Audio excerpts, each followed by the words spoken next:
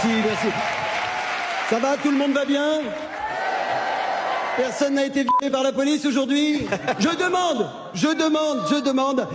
demande juste, il semblerait que ce soit des choses qui arrivent.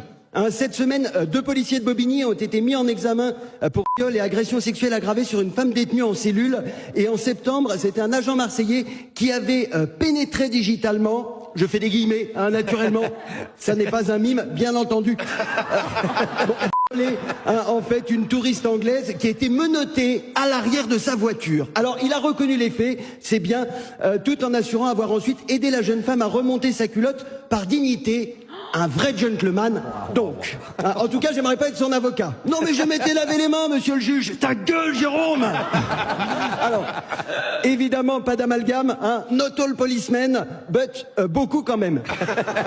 Selon une enquête du média d'investigation Disclose, depuis 2012, il y a eu au moins 429 victimes de violences sexuelles commises par des policiers ou des gendarmes. Je vous rappelle rapidement la différence entre un policier et un gendarme. Il y en a un qui vit en ville, l'autre qui à la campagne.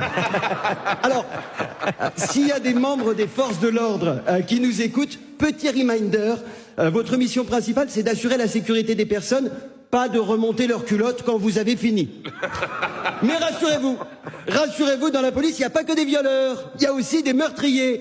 Cocorico, selon l'ONU, c'est nous qu'on a le record européen de décès en garde à vue où suite à une intervention policière, 30 morts par an en moyenne. Se faire contrôler par la police, c'est plus dangereux que de sauter en parapente.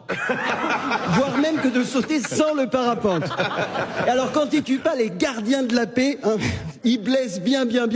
Et c'est pas que par accident. Il y a qu'à voir les vidéos sorties par Mediapart et Libération cette semaine, tournées par les gendarmes eux-mêmes pendant la manifestation contre les méga-bassines à Sainte-Soline en 2023. Vous savez, c'est quand le ministère de l'Intérieur avait mobilisé 3000 hommes pour protéger un trou. Un trou avec même pas d'eau dedans. Un trou, avec du... un trou. Au final, il y a eu 200 manifestants blessés, dont 40 graves. Et quand on entend ce que disent les gendarmes, les raisons du carnage sont assez limpides. Un petit florilège. Faut leur tirer dans la gueule. Je compte plus le nombre de mecs qu'on a éborgnés. Baisse ton canon, tir tendu. Faut les tuer.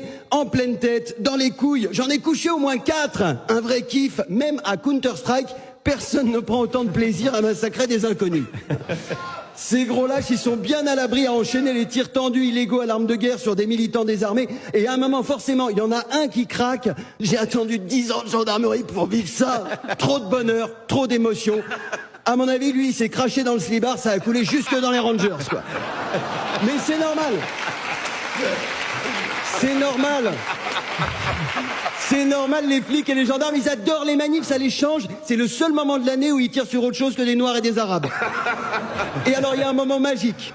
Alors, enfin, tragique, mais magique. Il y a un cortège de manifestants tout mignons qui arrivent avec des familles, des enfants, des babos en sarouel, des couronnes de pâquerettes, ambiance champêtre. On est plus sur le public de Trio que sur du Boko Haram. T'as le chef de section qui voit que le danger est réduit. Il dit, on tire pas, hein. Et là, t'entends... Et le mec fait, putain, mais ils tirent, ils sont cons ou quoi? Mais oui! Mais oui! Et violent en plus! C'est les 2 critères de base pour devenir flic. Et si en plus tu sais compter que t'as ta carte ORN, tu passes directement brigadier. Non, j'abuse. Une fois, j'ai rencontré un policier de gauche. Si vous aussi, c'est sans doute le même. Alors, d'où vient ce problème de violence récurrente dans la police et la gendarmerie, des agents de terrain, des préfets, du ministère de l'Intérieur, du président de la République, et bien des 4. Parce que si on y réfléchit bien, il suffit qu'il y en ait un des 4 qui refuse la violence pour qu'il n'y ait pas de violence. Malin. Mais le souci, c'est qu'il n'y a jamais un ministre de l'Intérieur qui a réussi à reconnaître l'existence de violences policières généralisées. Et ça va pas s'arranger. Parce que le nouveau ministre Laurent Nunez, à propos du carnage à Sainte-Soline, a parlé d'un petit manquement à la déontologie et de gestes qui pourraient ne pas être proportionnés. Après, on s'attendait pas à des miracles. C'est l'ancien préfet de Paris. C'est grâce à lui que les ophtalmos parisiens ont triplé leur chiffre d'affaires pendant les Gilets jaunes. À l'époque, déjà, il parlait de suspicion de violence policière. Et ben, de mon côté, il y a de fortes suspicions que Laurent Nunez soit une grosse cuive à pisse. Mais...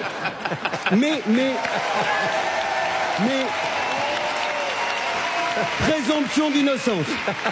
On attend l'enquête de l'IGPN. Suspense! Non, bien sûr. Non, ils vont pas se réveiller un matin et admettre que ces institutions sont structurellement brutales, racistes et déresponsabilisantes. Mon enquête ira plus vite. Des des mutilations, des meurtres et des mecs qui se filment en train de faire tout ça en se marrant. En fait, la police et la gendarmerie, c'est Daesh avec la sécurité de l'emploi. Merci de m'avoir écouté.